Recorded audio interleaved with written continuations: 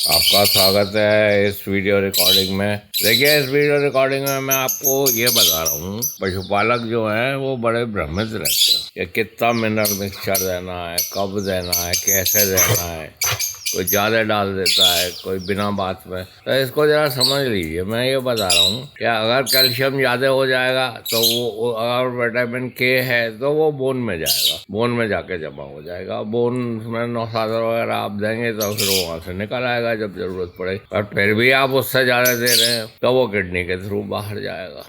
अगर आप फिर भी ज़्यादा दे रहे हैं तो किडनी में स्टोन बन जाएगी। तो बेकार के लिए झंझट अपनी जान को पैदा मत करिए। जो जबरदस्ती अरे उसका सीधा हिसाब है, 10 किलो राशन में करीब 100 ग्राम वो मिलाया जाता है। गाय कमजोर है या ब्याने वाली ब्याई हुई है तो 200 ग्राम मिला दीजिए बस। अब आप जितना राशन देंगे उतना ही वो ज़्यादा देगी, जितना दूध देगी उतना ही आप राशन देंगे। तो 1 किलो दूध पे आधा किलो राशन होता है। मान लीजिए आपकी गाय 10 लीटर दूध दे रही है, तो अगर आप उसे हरा चारा नहीं दे रहे हैं, 10 लीटर दूध है तो 10 लीटर दूध 1 किलो दूध पे आप जो है उसे आधा किलो राशन देंगे। तो आप 5 दे रहे हैं तो 5 का उसी हिसाब से वो ज़्यादा कम हो जाएगा। अगर गाय ब्याई हुई है, बीमार हो चुकी है तो उसमें 200 ग्राम कर दीजिए 100 केजी में। अगर नहीं ब्याई हुई है तो फिर इसका भी सवाल होता है चिलेटेड है या नहीं। जो चिलेटेड है उसे 100 ग्राम में 25 ग्राम और 50 ग्राम से ज़्यादा नहीं मिलाना है। तो इस बात को समझ लीजिए।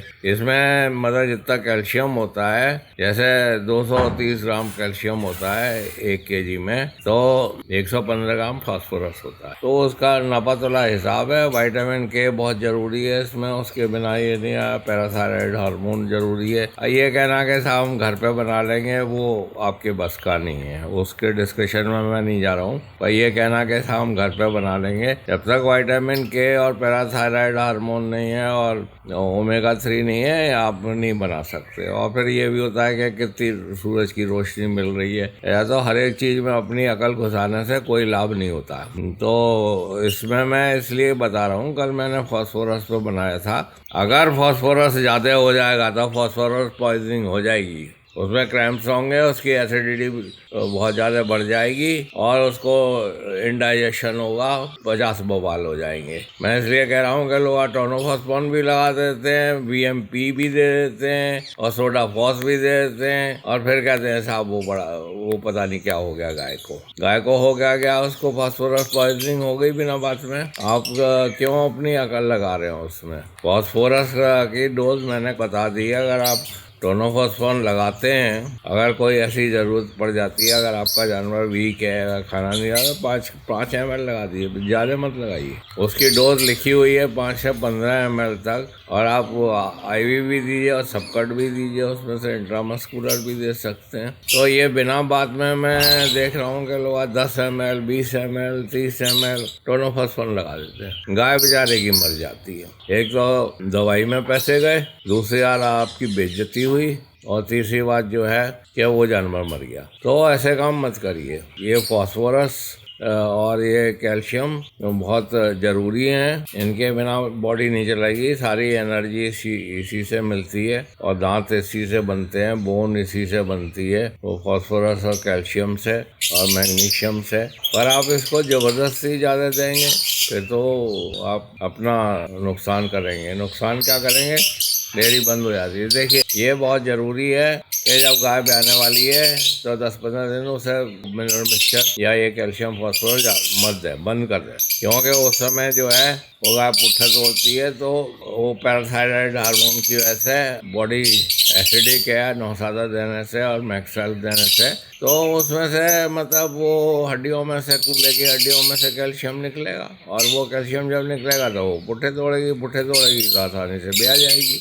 अन्यथा वो कहते हैं साहब पुट्ठे ही नहीं तोड़ेगी साहब। अब आप दवा के अवसर कैल्शियम फास्फोरस मिनरल मिक्सचर दे रहे हैं, विटामिन H दे रहे हैं, फलाना ढिकाना, और डुप्लीकेट ही मत करिए। देख लीजिए मिनरल मिक्सचर जो अच्छे हैं उसमें विटामिन H भी होता है, उसमें कैल्शियम भी होता है, उसमें फास्फोरस भी होता है, उसमें बायोटिन भी होता है, उसमें ईस्ट भी होता है, तो उसमें जो है एस्पैरागस, शतावरी वगैरह भी होती है। तो ज़बरदस्ती में कंपनियां सब चीज़ बना के देती हैं, पर अब बहुत से लोग हैं वो कॉपर और आयरन टैबलेट्स ही ले आते हैं।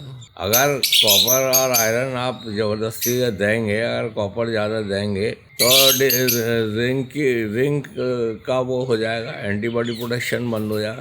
तो इसमें जरा नेट पे पढ़ लीजिए, पूछ लीजिए, देख लीजिए, जो वो कंपनी है उसका रिकमेंडेशन पढ़ लीजिए। इसमें मैं इसलिए बता रहा हूँ कि मिनरल मिक्सचर में बड़े घपलेबाजी है। घपलेबाजी इसलिए है कि इसकी कोई टेस्टिंग भी नहीं की जा सकती, मिनरल की वो बड़ी कॉस्टली होती है, और दूसरी बात यह है इसका कोई इमीडिएट इफेक्ट भी नहीं होता। जो इंट्रावेनस है कैल्शियम या फास्फोरस या आयोडीन वगैरह, तो उसका तो चलिए मानते हैं कुछ हो जाएगा, पर वैसे इसका इमीडिएट कोई इफेक्ट नहीं होता। 2-4 दिन आप नहीं भी देंगे तो कुछ भी नहीं होगा। अब जैसे मिल्क फीवर है, मिल्क फीवर में हार्ट कम करने लगता है तो दे दीजिए, उसमें माइफिक्स वगैरह दे दीजिए 1 ml पर kg बॉडी वेट के हिसाब से दे दीजिए। ज़्यादा देने से नुकसान बहुत ज़्यादा है, और आप यदि प्रैक्टिस कर रहे हैं तो आपको आपकी प्रैक्टिस भी जाएगी बिना बात। धन्यवाद। मेरा यहाँ पे रिपीट ब्रीडिंग सेंटर है। एम्ब्रो ट्रांसफर भी मैं करता हूँ, पर एम्ब्रो ट्रांसफर और यही से जरूरी चीज़ जो है रिपीट ब्रीडिंग है। तो रिपीट ब्रीडिंग में मेरा स्पेशलाइजेशन है। मैं डॉक्टरेट पढ़ाता रहा, प्रोफेसर रहा,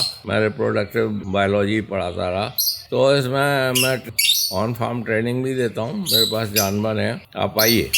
और मैं ज़्यादा आदमियों को नहीं लेता हूँ, 1-2 आदमियों को लेता हूँ, क्योंकि मेरे पास 7-8 एनिमल है, तो उन्हीं में हाथ डाल। ये नहीं कि एक ही एनिमल में 25 आदमी हाथ डाल रहे हैं, ऐसा नहीं है। तो आप आइए कभी भी, जब आप रिपीट ब्रीडिंग की और एम्ब्रो ट्रांसफ़र की बारीकियों को समझना चाहते हैं। तो मेरा टेलीफोन नंबर 8979748686 है, कभी भी संपर्क कर सकते हैं। हम ऑनलाइन सर्विसेज भी देते हैं। यदि अगर आप पंजाबी में बात करना चाहते हैं और पंजाबी में कोई चीज़ दरियाफ्त करना चाहते हैं तो 7979848332 पे बात करिए, आपको राजा जी बात करेंगे। और आप महाराष्ट्री में बात करना चाहते हैं तो आप 9322582278 पर बात करिए। इसमें हर्षित जी आपसे बात करेंगे। मैं इसलिए कह रहा हूँ कि मेरे पास सबसे ज़्यादा फ़ोन पंजाबी में और महाराष्ट्री में आते हैं। यदि आप बंगाली में भी बात करना चाहते हैं तो आप राजा जी से बंगाली में भी बात कर सकते हैं। हम लोगों का विश्वास यही है कि उसी की भाषा में टेक्नोलॉजी उसको समझ में आती है, दूसरी भाषाओं में नहीं आती। धन्यवाद, आपने सुना।